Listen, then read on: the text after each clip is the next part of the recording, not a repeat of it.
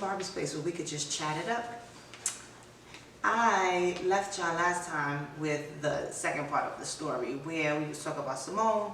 At this point, she's when it gets closer to God, her world is spinning out of control. She's now blind. And she is so confused as to what is happening. Why is this happening? And I remember leaving y'all with the understanding that it doesn't matter how low you are, no matter how weak you feel, no matter how under pressure things or the world may be, you can push through. You got this. You are stronger than that, right? And so in continuing with that, she was blind all the way up until February, but in between that, she also caught the flu, passed out. It was just a mess. And after she got her eyesight back, she thought, okay, I'm good, this is it, you know? But then it even got heavier because she started having pain in her body. She wasn't able to use the restroom for a week. I mean, she could not pee, she could not poop, she could not nothing. And she went back and forth to the hospital, to the doctors with no prevail. No answers, no nothing. So then the hospital started to get scary to her. Like, if nobody can help me, nobody understand, what's the point? You know, I'm going to sit here and I'm probably most likely going to die, you know? And again, she just couldn't move. One day she could not move from her waist down. She was paralyzed from underneath her chest, not from the waist down, from underneath her chest all the way down to her feet.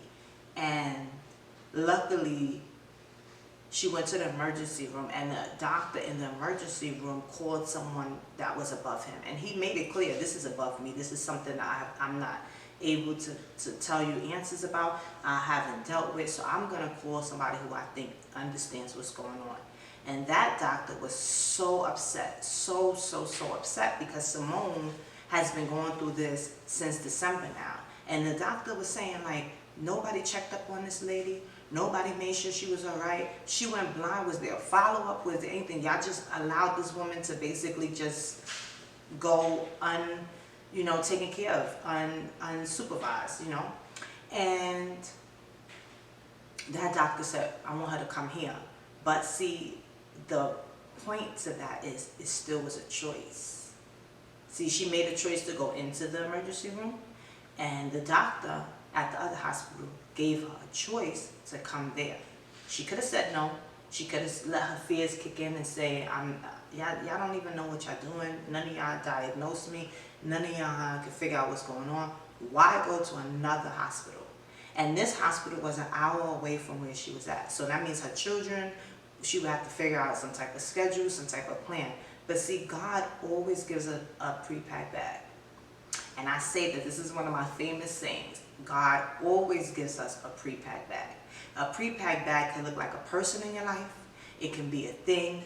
It can be just a download. You could be walking in the store and he could say, hey, get a gallon of milk. And you say, well, I don't need a gallon of milk. I have milk in my house. And then you get home and there's no milk. Or you call a neighbor, knocks on your door and say, hey, I need some milk. And you're like, dag, I should have got that milk. Because sometimes we don't go through the bag. Sometimes we don't pick the bag up. Sometimes we don't use it. But God always gives you a pre-packed bag. And in Simone's case, it was a friend of hers who she met years before the incident happened. And this friend was able to help her with the children, help go back and forth, and actually was there with her that day in the emergency room. And a lifesaver. Was with her when she went blind, took care of her when she was home and she couldn't see. So her friend was her pre-packed bag. You know, who knew that that friend would be needed in years to come? You know what I'm saying? And again, being paralyzed, going to the new hospital in the ambulance, not knowing her fate, she took the chance and she did it, right? And her friend stayed with her through the whole thing. And there's something that I want to say about this story that is very important. Simone also requested from God to know every one of her angels. God, I want to meet the angels that are around me, that support me, that are in my life. And I promise you, when she was in that hospital, she met each and every one of them. Every nurse that was there, I swear, she would tell you they embodied an angel. They had a very unique story. They had something intimate to share. They gave a piece of strength. But not only that, but she was exchanging her strength with them, because a lot of them, and people even outside of her life, like people that was just like church people or just friends, would say, like, if it was me, I would be under the bed. I would have not been able to laugh, because Simone laughed every day in that hospital. She brought joy to everybody in the hospital, and this is all while paralyzed. But that's what the glory of God does. That's what His grace does. It makes the suffering, the pain, seem insignificant. It makes it look to others like you're pushing through, even when you feel like you're not, you know? So you have to be mindful of your glory. There's something that resonates with you. There's something that makes you one of a kind. There's something that makes you special. And the sad part is often we don't see it.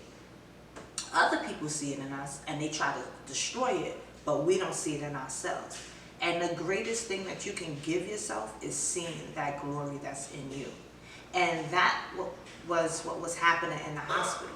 Even though Simone didn't understand it at that time, her glory was shining through. Her interaction was being seen. Her willingness to live was being seen. And she was giving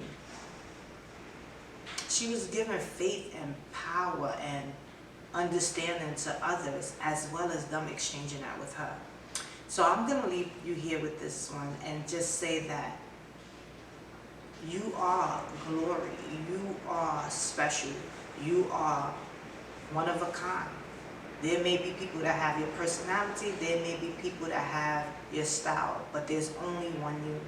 And I ask that you dig deep, and I ask that the Lord shows you who you are.